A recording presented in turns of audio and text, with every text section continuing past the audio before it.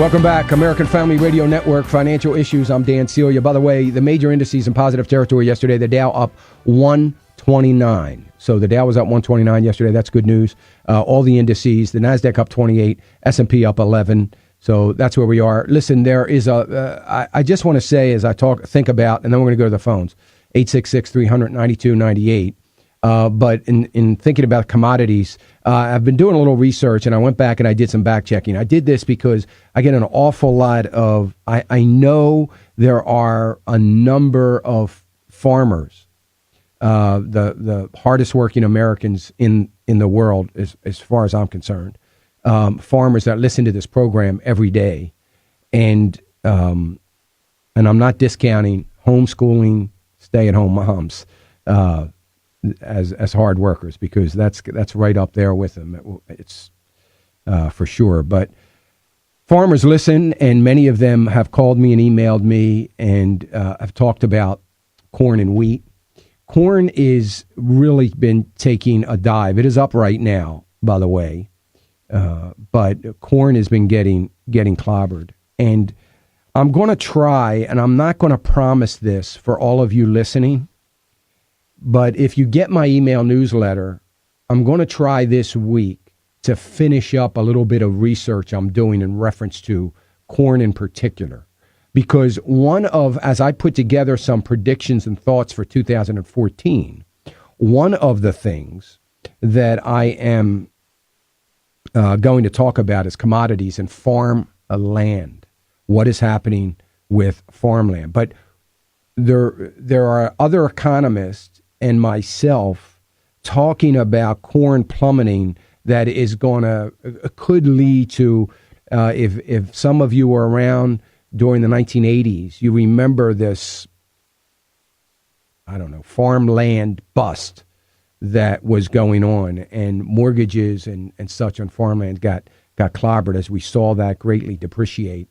And the question is, for me, is that going to happen again as we see corn prices just dropping dramatically? So whenever we see that, of course, as I do my research, you've got to consider and try to think about whether that is going to happen again. And it's hard because we don't know. We've got to enter in an equation for natural disasters, whether it just be flooding, heavy rains, no rain, drought, whatever. And we've got to enter that into the equation.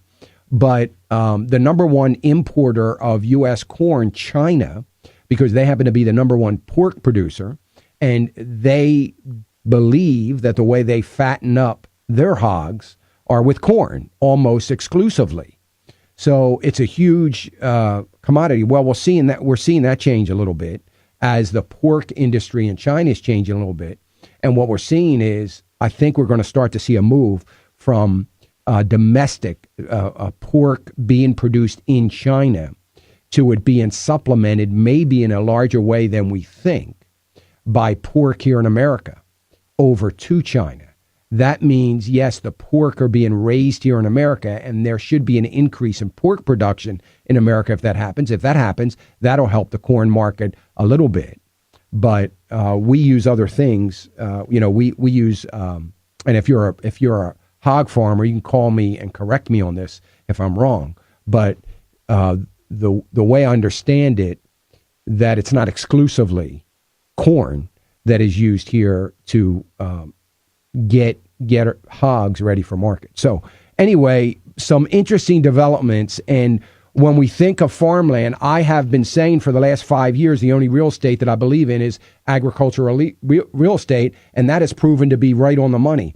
I don't know that I can say that in 2014, and I probably would not be a buyer of farmland right now. But very, very important, and I hope that the farmers out there that are listening to me have worked hard with their overabundance of supply and getting good numbers for their corn in the past 5 years, have worked hard, past 4 years, I'll say, have worked hard to get some of that debt paid off. And I know it's difficult.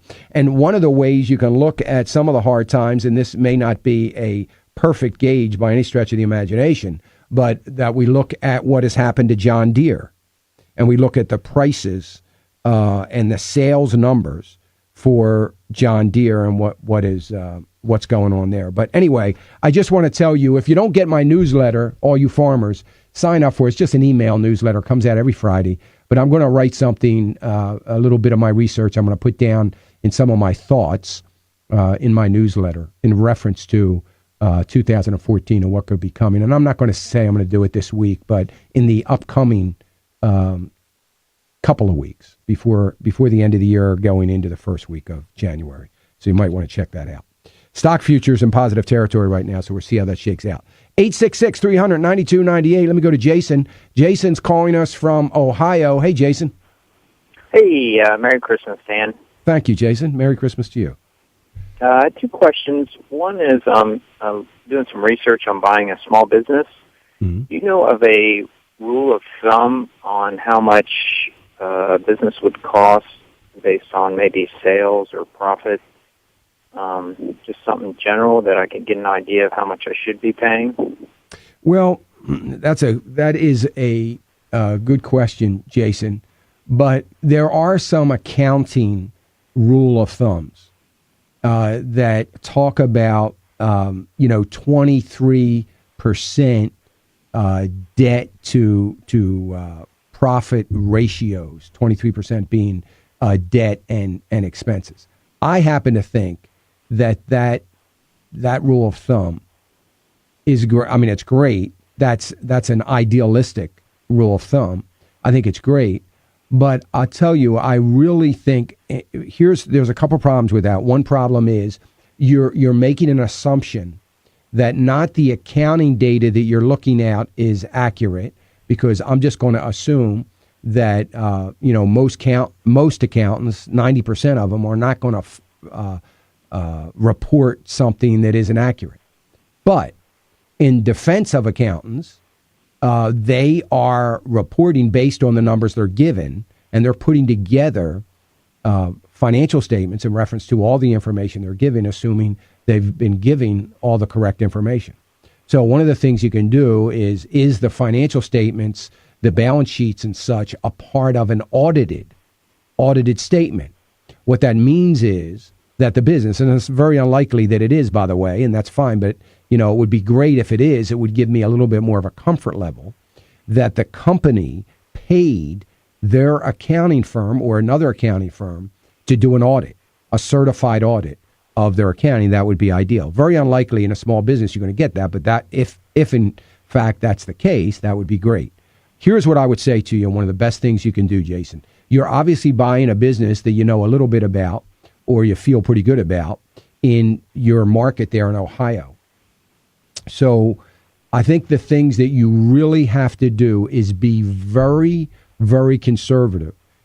Try to get some basic information on income data from the company and what they believe the outlook is for the next couple years. Okay. I would probably knock 10% right off the bat off of that. And then I would take that number and I would put together to the best of your ability based on some information that you have. So in other words, you probably know if they have payroll, they have 4 employees, 2 employees, no employees, whatever it is. You probably have some idea about what that is. Right. And you need to put in the numbers, all the expenses, rent, trucks, or whatever kind of equipment you might have, or those kinds of things. And you need to do it yourself. Don't rely on what they're giving you. You need to and it's just simple math. I know I'm going to have a guy doing this or a woman doing this, and it's going to cost me X amount of dollars a year for that, plus benefits, plus Social Security cost, and those kinds of things. Put together those numbers to the best of your ability and see how that works out for the income. And by the way, you're including your salary or your dividends or what you might want to draw. If you don't have to draw anything out of the company, that's a huge benefit.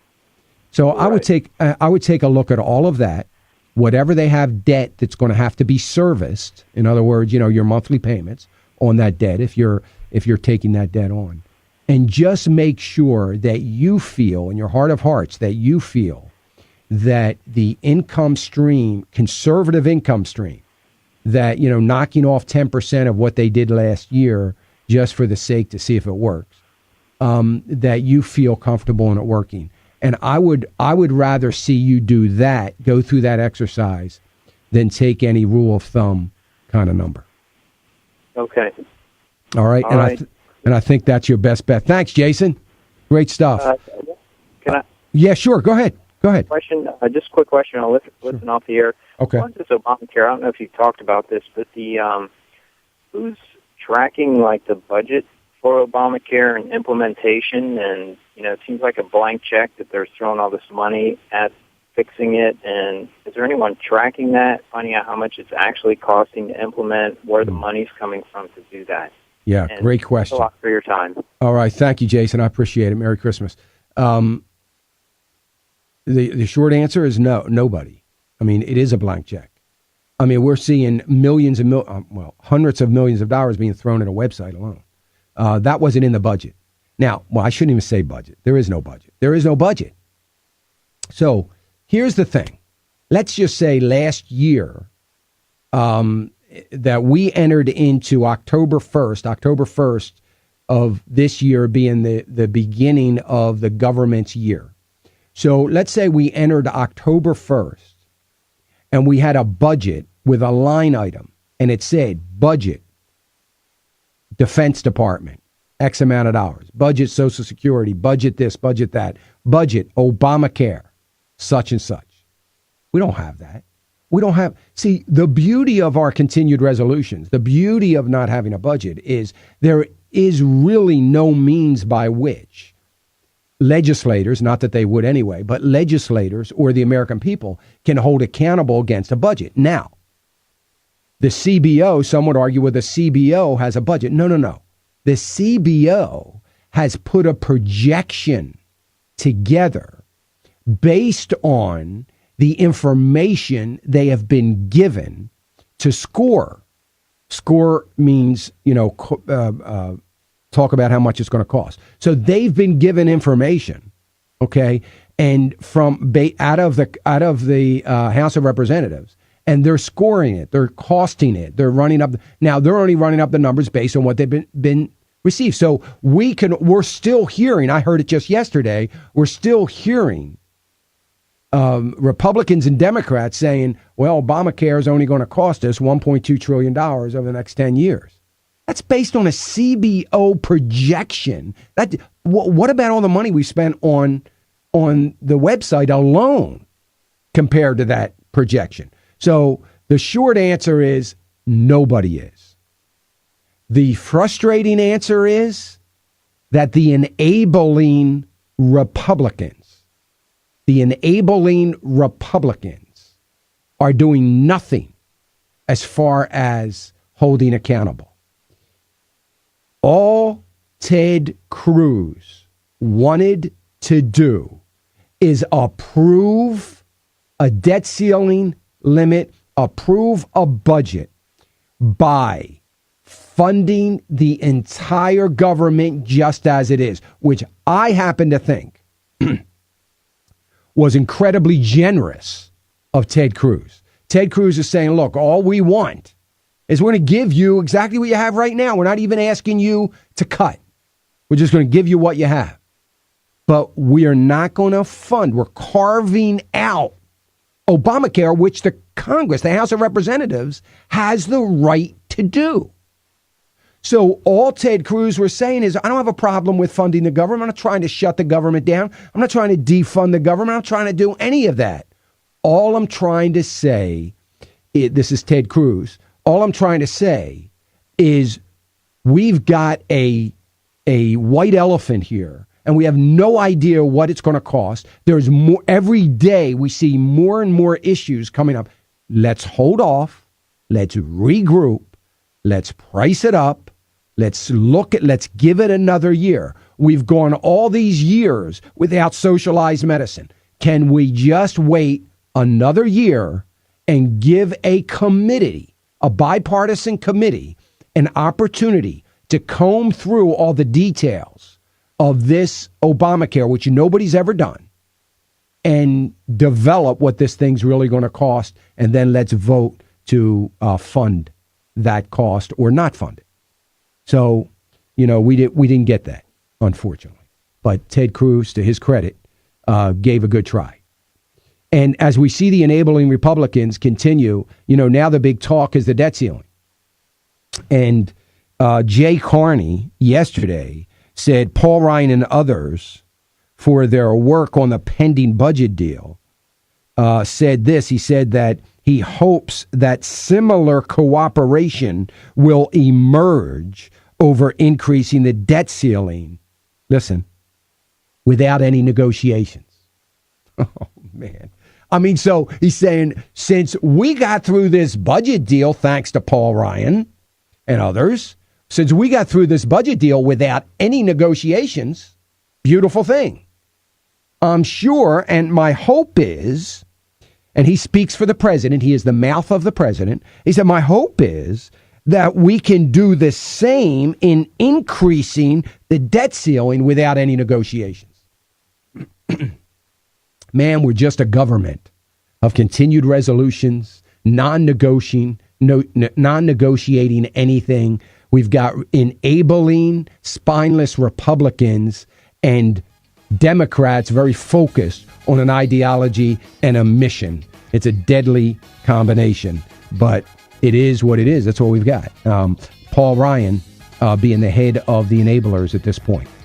866-300-9298. You're listening to Financial Issues, American Family Radio. I'm Dan Celia. We'll be right back.